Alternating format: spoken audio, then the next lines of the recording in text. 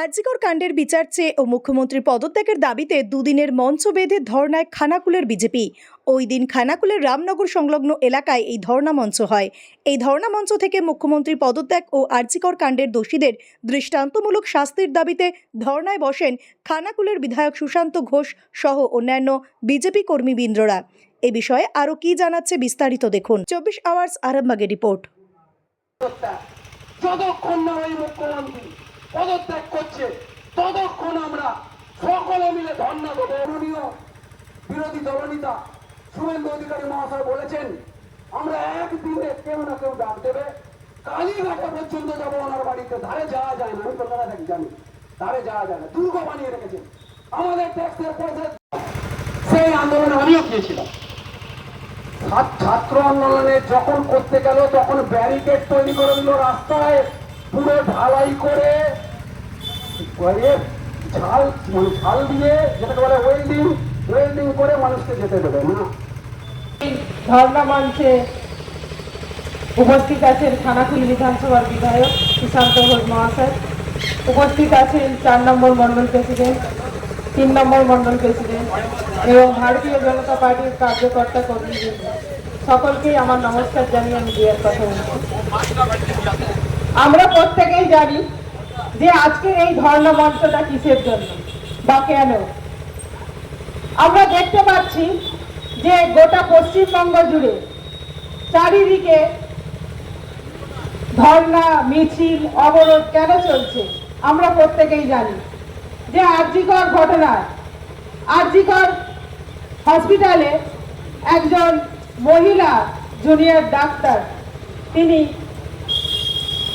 এমনভাবে অত্যাচারিত হয়ে, এমনভাবে নৃশংসভাবে তাকে অত্যাচার করে, ধর্ষণ করে তাকে খুন করা হয়েছে। তার প্রতিবাদে আজকের এই ধর্ণা মঞ্চ, যেখানে আমরা ভাবি যে একজন ডাক্তার মানে কিন্তু আমাদের কাছে ভগবান। আমরা সবসময় আমাদের শরীর খারাপ হলে আমরা কি করি না, আমরা ভগবানকে ডাকি এবং আমরা কোথায় যাই? ডাক্তারের কাছে যাই, যে আমরা ডাক্তারের কাছে গেলে হয়তো আমাদের প্রাণটা ফিরে পাবো। দেখুন, এই ধর্ণামঞ্চ আজ ও কাল আমরা এই দুদিন রাখবো। ধর্ণামঞ্চ আজকে সকাল 11টা থেকে শুরু হচ্ছে, দুপুর 1টা পর্যন্ত চলবে। আবার আগামীকাল আমাদের এই ধর্ণামঞ্চ চলবে, সকাল থেকেই চলবে। আমাদের দাবি এক, দফা এক, মুখ্যমন্ত্রী মমতা ব্যানার্জির পদত্যাগ। যেভাবে আরজিকর কাণ্ডে দোষীদের আড়াল করার চেষ্টা করেছে রাজ্য সরকার, তার সঙ্গে ছাত্র সমাজের যে নবান্ন ঘেরাওয়ের অভিযান ছিল সেখানে ব্যাপকভাবে লাঠিচার্জ করেছে। আমরা দেখেছি যেভাবে রাজ্য পুরো ঘটনাটাকে ধামাচাপা দেওয়ার জন্য উঠে পড়ে লেগেছে। সিবিআই তদন্ত করছে, কিন্তু সিবিআই ইনভেস্টিগেশনে যেখানে যাচ্ছে সেখানে গিয়ে দেখছে সমস্ত তথ্য লোপাট করে দেওয়া হচ্ছে।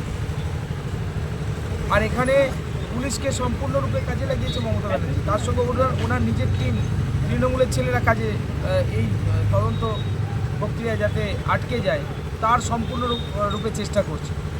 তাই আজকে আমরা পথে নেমেছি মুখ্যমন্ত্রী মমতা ব্যানার্জির পদত্যাগের দাবি। একটা সময়েও ওনার থাকা উচিত নয় ওই চেয়ারটায়। আজকে তৃণমূল ওরা পথে নামছে, ওরা নিজেরা এখন স্লোগান দিচ্ছে দর্শকের শাস্তি চাই, দর্শকের ফাঁসি চাই। তাহলে প্রমাণ লোপাট হলো কেন? কেন ডেড বডিকে পুড়িয়ে ফেলা হলো? কেন দুবার পোস্টমর্টম করা হলো না? আসলে পুলিশ মন্ত্রী পশ্চিমবঙ্গের স্বাস্থ্যমন্ত্রী তথা পশ্চিমবঙ্গের মুখ্যমন্ত্রী মমতা ব্যানার্জি এর জন্য নিজে দায়ী। আজকে যখন দেখছে সারা পশ্চিমবাংলার মানুষ ওনার বিপক্ষে চলে গেছে, তখন উনি ধর্ণা দিতে শুরু করেছেন, তখন উনি ওনার টিমের ছেলেদেরকে রাস্তায় নামাচ্ছেন, বলছে দর্শকের ফাঁসি চাই। আরে পুলিশ প্রশাসন সব ব্যবস্থা তোমার হাতে, কি করছো তুমি? মানুষের বিচার চাই।